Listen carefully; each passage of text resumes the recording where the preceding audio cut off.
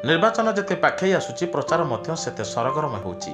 ଏହି ପରିପ୍ରେକ୍ଷୀରେ ଗଞ୍ଜାମ ଜିଲ୍ଲା ସାନଖେମୁଣ୍ଡି ନିର୍ବାଚନ ମଣ୍ଡଳୀ ଅନ୍ତର୍ଗତ ଆଡ଼ପଡ଼ା ଗ୍ରାମରେ ଶକ୍ତି ପ୍ରଦର୍ଶନ କରିଛନ୍ତି ବିଜେଡି ବିଧାୟିକା ପ୍ରାର୍ଥିନୀ ସୁଶ୍ରୀ ସୁଲକ୍ଷଣା ଗୀତାଞ୍ଜଳି ଦେବୀ।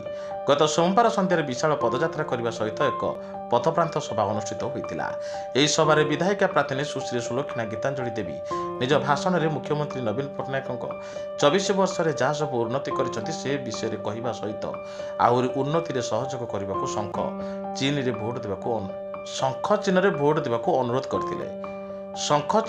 ଦେବାକୁ ଅନୁରୋଧ କରିଥିଲେ। ଏହି ପଦଯାତ୍ରାରେ ଆଡ଼ପଡ଼ା ପଞ୍ଚାୟତ ସରପଞ୍ଚ ଶର୍ମିଷ୍ଠା ରାଉତ ଯୋଗ ଦେବା ସହିତ ବିଜେଡି ବିଧାୟିକା ପ୍ରାର୍ଥିନୀ ସୁଶ୍ରୀ ସୁଲକ୍ଷଣା ଗୀତାଞ୍ଜଳି ଦେବୀଙ୍କୁ ଭୋଟ ଦେବାକୁ ପଞ୍ଚାୟତବାସୀଙ୍କୁ ନିବେଦନ କରିଥିବା ଦେଖିବାକୁ ମିଳିଥିଲା। ଏହି ପଦଯାତ୍ରା ହଜାର ହଜାର ମହିଳାଙ୍କ ସମେତ ଜନସାଧାରଣ ବିଜେଡି ସାନଖେମୁଣ୍ଡି ବ୍ଲକ ସଭାପତି ଦାନର ଦାନ ପଲେଇଙ୍କ ସହିତ ବହୁ ବିଜେଡି କର୍ମୀ ସମର୍ଥକ ଯୋଗ ଦେଇଥିଲେ। ଏହାପରେ କଲରାପଦାରରେ ପଦଯାତ୍ରା କରିଥିଲେ। ଏହି ସମୟରେ ଅନେକ ଲୋକ ବିଜେଡିରେ ମିଶିଥିଲେ। ଯେଉଁମାନେ ମିଶିଲେ ସେମାନଙ୍କୁ ଦଳୀୟ ଉତ୍ତରୀୟ ଦେଇ ସ୍ୱାଗତ କରିଥିଲେ ସୁଶ୍ରୀ ସୁଲକ୍ଷଣା ଗୀତାଞ୍ଜଳି ଦେବୀ। ଗଞ୍ଜାମ ଜିଲ୍ଲା ସାନଖେମୁଣ୍ଡିରୁ ଅଶୋକ କୁମାର ସାହୁଙ୍କ ରିପୋର୍ଟ, ସାଇ ସତ୍ୟ ନ୍ୟୁଜ୍।